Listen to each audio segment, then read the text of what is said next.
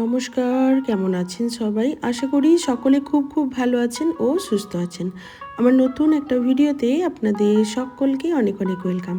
তো আজকে আমি একটা শাকের রেসিপি আপনাদের সাথে শেয়ার করব। শুশনি শাক গ্রামের মানুষ যারা আছেন তারা তো সবাই চেনেন, আর এখন বাজারেও এটা খুব ভালো বিক্রি হয়, তাই সবাই মোটামুটি চিনে থাকেন।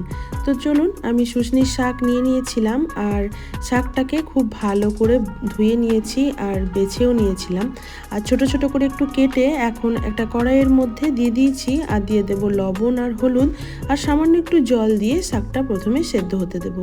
এই শাক রান্না খুবই সহজ, আর আমি খুবই ছোট্ট করে আজকে আপনাদের সাথে শেয়ার করছি।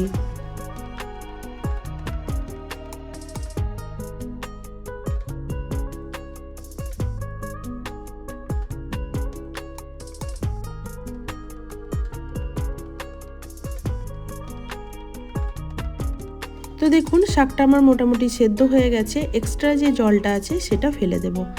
আর এইদিকে কড়াইয়ের মধ্যে দিয়ে দিয়েছি পরিমাণ মতো সর্ষের তেল। এই শাক রান্নার জন্য আজকে আমি নিয়েছিলাম কয়েকটা রসুন আর দুটো কাঁচা লঙ্কা। রসুনটাকে একটু থেতো করে দিয়েছিলাম, দিয়ে কড়াইয়ে তেলের মধ্যে দিয়ে দিয়েছি, আর দুটো কাঁচা লঙ্কাকেও আমি এভাবে দিয়ে দিয়েছি। এবার রসুনটাকে একটু ভেজে নেব। রসুনটাকে একটু ব্রাউন কালার পর্যন্ত ভেজে নিতে হবে, যাতে রসুন থেকে খুব সুন্দর একটা স্মেল বের হয়।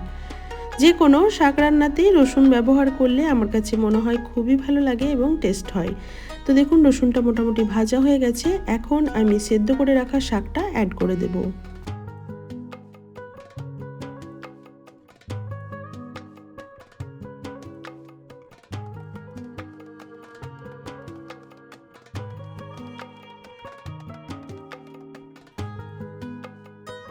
শাকটা দিয়ে রসুনের সাথে খুব ভালো করে একটু মিশিয়ে নিচ্ছি।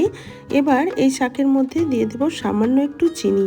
আমার শাশুড়ি মা বলতেন যে কোনো শাক রান্নাতে সামান্য একটু চিনি ব্যবহার করতে হয়, তাই ওনার কথা মতো আমিও যে কোনো শাক রান্নাতেই সামান্য একটু চিনি ব্যবহার করি।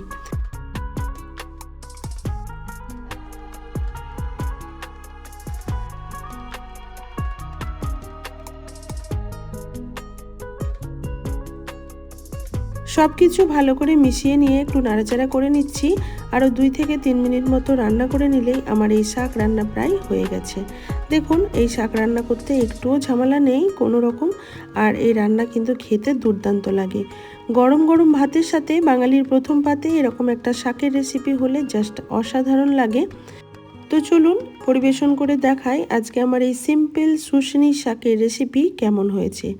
বন্ধুরা, আপনাদের এই ছোট্ট ভিডিওটি যদি একটুও ভালো লেগে থাকে তাহলে প্লিজ একটা লাইক করবেন, একটা কমেন্ট করে জানাতে ভুলবেন না কেমন লাগলো।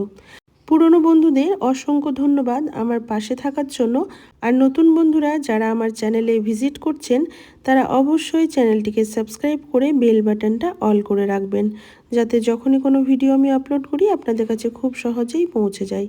তো চলুন, আজকের মতো ভিডিওটি এখানেই শেষ করলাম। ভালো লাগলে লাইক করবেন। সবাই ভালো থাকবেন, সুস্থ থাকবেন। আবারও দেখা হবে নেক্সট কোনো ব্লগ বা ভিডিওর সাথে। আজকের মতো এই পর্যন্তই, টাটা।